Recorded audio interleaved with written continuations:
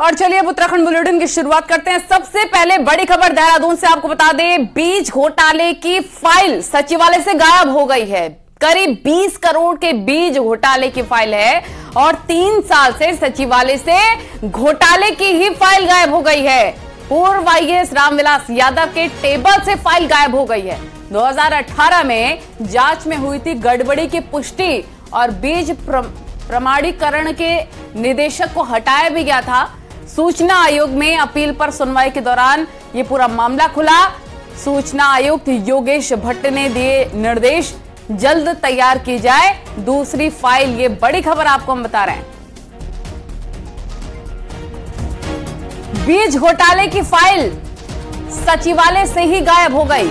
करीब 20 करोड़ के बीज घोटाले की फाइल जो कि गायब हो गई। एक बड़ा सवालिया निशान यहां पर खड़ा होता हुआ। 3 साल से सचिवालय से ये घोटाले की फाइल गायब है, लेकिन इस ओर किसी का ध्यान नहीं गया। वो यही 24 जुलाई को माननीय आयोग द्वारा सुनवाई कर सचिव को पत्र लिखा है और उसमें उन्होंने आदेश पारित किया, जो है सारा उल्लेख करते हुए पूरे प्रकरण का उल्लेख करके माननीय आयोग द्वारा सचिव से पुनः नई फाइल सृजित करने के लिए निर्देशित किया गया है। क्योंकि शासन द्वारा अवगत कराया गया कि 2020 में पत्रावली रामविलास जी के यहाँ गई थी, वहां से फिर पत्रावली वापस नहीं आई। अब 18 का हटाया गया। 18 के प्रकरण के संबंध में 2 SIT जांच होने की संस्तुति की गई थी। 2 साल बाद रामविलास के यहाँ पत्रावली क्यों गई, फिर वहां से नहीं आई, तो फिर 2 साल तक शासन सोता रहा। क्योंकि डायरेक्टर को जब हटाया गया, ये प्रकरण संज्ञान में आया, जांच अधिकारी नामित किए गए, तो ये शासन सरकार सबके संज्ञान में रहा होगा, तो वो फाइल गुम हो गई है। अब देखिए अगली तारीख पे उसकी डेट आगे लगी है, आयोग क्या निर्णय लेता है। भट्ट हमारे सहयोगी तमाम जानकारी के साथ हमारे साथ लाइव जुड़ गए। दीपांकर, ये एक बहुत बड़ा आरोप लग रहा है कि 20 करोड़ के घोटाले की फाइल गायब हो जाती है। पूर्व आईएएस रामविलास यादव के टेबल से फाइल गायब होगी, 3 साल तक किसी को खबर नहीं। बिल्कुल, क्योंकि ये बहुत बड़ा मामला है और ये बहुत सारे डॉक्यूमेंट्स इसमें है। खास बात पहले मैं बता दूं दर्शकों को कि 2015-16 में बीज बांटा गया। बाद में जब उसकी टेस्टिंग हुई तो पता लगा कि बीज सही नहीं था। 2017 में ये साफ हो गया कि कुछ ना कुछ गड़बड़ियां हुई है। 17 में इसकी जांच शुरू हुई। जांच की तत्कालीन अपर सचिव जो आशीष कुमार श्रीवास्तव थे कृषि विभाग में और कुमाऊं कमिश्नर रहे, दोनों ने जांच की। जांच 2018 में जब उन्होंने लेटर लिखा, तब रामविलास यादव इस डिपार्टमेंट में अपर सचिव थे। तो रामविलास यादव को यह लिखा गया कि इसमें कहीं ना कहीं गड़बड़ियां हैं, इसकी कोई बड़ी जांच होनी चाहिए, विभागीय जांच से काम नहीं चलेगा और इसमें SIT जांच तक होनी चाहिए। 2018 में यह बात लिखी गई, वो लेटर हमारे पास है। इसके बाद रामविलास यादव ने 2 साल तक इस फाइल पर कोई एक्शन नहीं लिया, लेकिन सिर्फ इतना किया कि उस वक्त के जो निदेशक थे बीज प्रमाणीकरण डिपार्टमेंट के, सीड सर्टिफिकेशन के, गौरी शंकर को, उनको वहां से हटाया गया। खास बात यह है कि गौरी शंकर अभी भी कृषि विभाग में है और डायरेक्टर है कृषि विभाग के। दूसरी अहम बात यह कि रामविलास यादव 3 जेल काट चुके हैं, विजिलेंस का मामला है। खास तौर पर दूसरी अहम बात यह भी है कि रामविलास यादव खुद बड़े आरोपी, दोषी रहे, कई मामलों में आरोपी भी है, जेल में इस वक्त है। विजिलेंस की जांच उनके खिलाफ चल रही है। उत्तर प्रदेश के मुख्यमंत्री योगी आदित्यनाथ और उत्तराखंड के मुख्यमंत्री पुष्कर सिंह धामी, दोनों ने जब इन पर नकेल कसी तो ये पिछले साल इनको जेल भेजा गया। अभी 20 दिन के शॉर्ट टर्म रिमांड पर है। लेकिन इस बात के भी कयास लगाए जा रहे हैं कि 20 करोड़ के घोटाले का मामला, 20 करोड़ के घोटाले की फाइल, क्या मामला दबाने को लेकर भी फाइल गायब हो सकती है? इस लिहाज से भी जांच हो रही है कि मामला ठंडे बस्ते में चले जाए, फाइल जब गायब हो जाएगी तो मामला खुलेगा ही नहीं। नहीं, जांच की बात अब आएगी जब ये पूरा मामला सूचना आयोग में गया। सूचना आयुक्त ने जब फाइल मांगी तो फाइल नहीं मिली। अब सवाल है कि सचिवालय में एक अपर सचिव के टेबल पर अगर फाइल थी तो वो फाइल 3 साल से कहां है?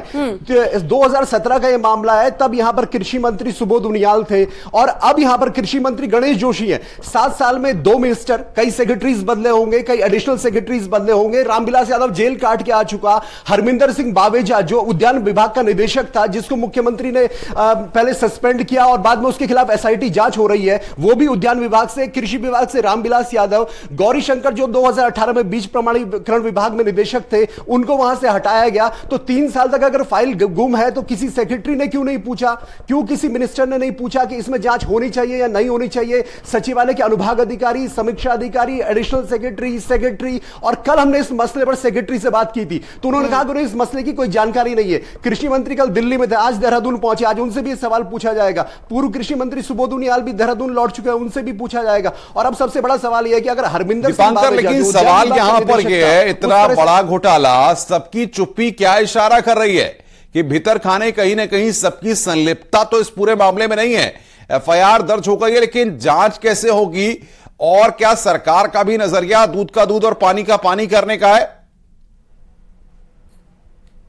अनुपम, इसमें अभी बहुत सारी पर्दे खुलेंगी और पर्दे खुलेंगी तो इसमें उत्तर प्रदेश और उत्तराखंड दोनों का कनेक्शन सामने आएगा। खास बात यह कि जो बीज 2015-16 में दिए गए उसमें उत्तर प्रदेश को भी बीज सप्लाई हुए। रामविलास यादव लखनऊ प्राधिकरण में सचिव रह चुका है। रामविलास यादव गाजीपुर का रहने वाला है। जो अभी हमने बाइट चलाई है, जो आरटीआई एक्टिविस्ट है पांडे, हरिशंकर पांडे, वो प्रयागराज के रहने वाले हैं और वो उत्तराखंड में सर्विस कर चुके हैं। उन्हें इस बात की जानकारी थी, इसलिए उनके मन में यह बात आई कि यह घोटाला सामने खुलना चाहिए। उन्होंने 2 बार आरटीआई लगाई तो 2 बार अनुभाग अधिकारियों ने यह कहते हुए इनकार कर दिया कि फाइल यहां पर नहीं है। जब उन्हें लगा कि मसला गरमा रहा है तो उन्होंने एक शिकायत पुलिस थाने में दे दी कि फाइल गुम है।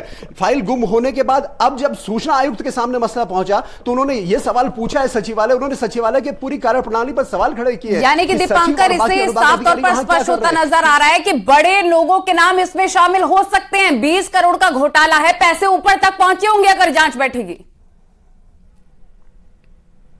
बिल्कुल, अब देखना होगा कि क्या खुद कृषि मंत्री गणेश जोशी इस पर कोई जांच ऑर्डर करते हैं या फिर अगर मुख्यमंत्री के सामने यह मसला जाता है तो 2 अधिकारी हमने नपते हुए यहां पर देखे हैं कृषि विभाग से जुड़े हुए, रामविलास यादव और हरमिंदर सिंह बावेजा जो उद्यान विभाग का निदेशक था। तो क्या आगे जिस निदेशक का इसमें नाम है या जिन अधिकारियों ने इसमें पूरा घपला किया है, क्या उन पर एक्शन होगा? और सबसे बड़ी बात, क्या सचिवालय के अनुभाग अधिकारी नपेंगे? क्या सचिवालय के अपर सचिव, सचिव और उस दोनों मंत्रियों से बात मुख्यमंत्री सवाल पूछेंगे कि यह फाइल अगर गायब थी, एसआईटी जांच से जुड़ी फाइल गायब है, तो आप 3 साल से क्यों सो रहे? 2018 का मामला 2023 चल रहा है, 5 साल हो चुके हैं।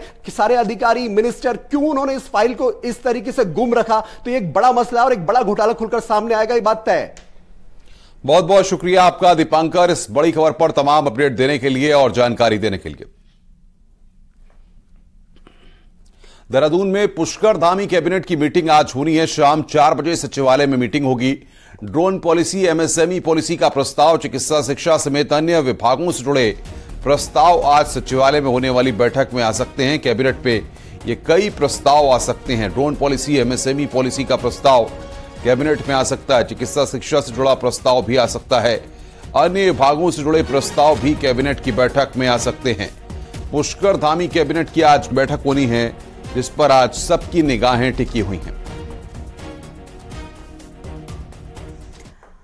और कॉर्बेट से लगे रिंगोड़ा में मजार तोड़ दी गई है। रामनगर फॉरेस्ट डिवीजन ने आज तड़के अतिक्रमण को हटा दिया है। मामले में कोई साक्ष्य नहीं दे सका है मजार प्रबंधन और आखिरकार आज ध्वस्त कर दी गई अवैध मजार, अवैध अतिक्रमण को हटा दिया गया है और अभी तक 3000 एकड़ क्षेत्र को अतिक्रमण मुक्त कर चुका है वन विभाग। ये बड़ी खबर आपको बता रहे हैं।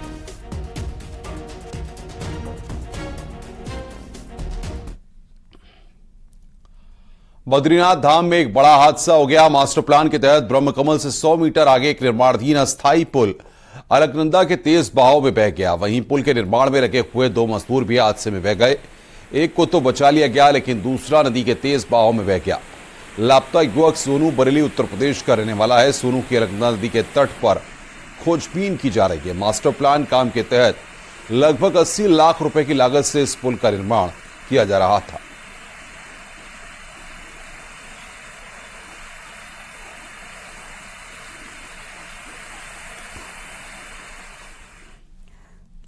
नैनीताल के कोटाबाग में बारिश तबाही लेकर आई और यहां के ओखलडुंगा गांव में डॉन नाला इतने उफान पर आ गया है कि उसने तबाही मचा दी है, जिसकी चपेट में 20 से ज्यादा घर आ गए।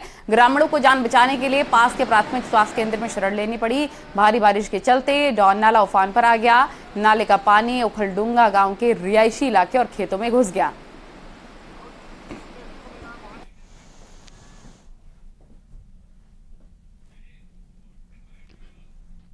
सूचना प्राप्त हुई थी कि ओखलडुंगा गांव में और डॉनपरेरा गांव में अतिवृष्टि से कई मकानों में पानी भरने की सूचना और कुछ कृषि भूमि में जल भराव व मलबा आने की सूचना प्राप्त हुई थी, जिसके क्रम में हम टीम रवाना की जा चुकी है। इसके अलावा जितने भी परिवार है वो चिन्हित किए जा रहे हैं।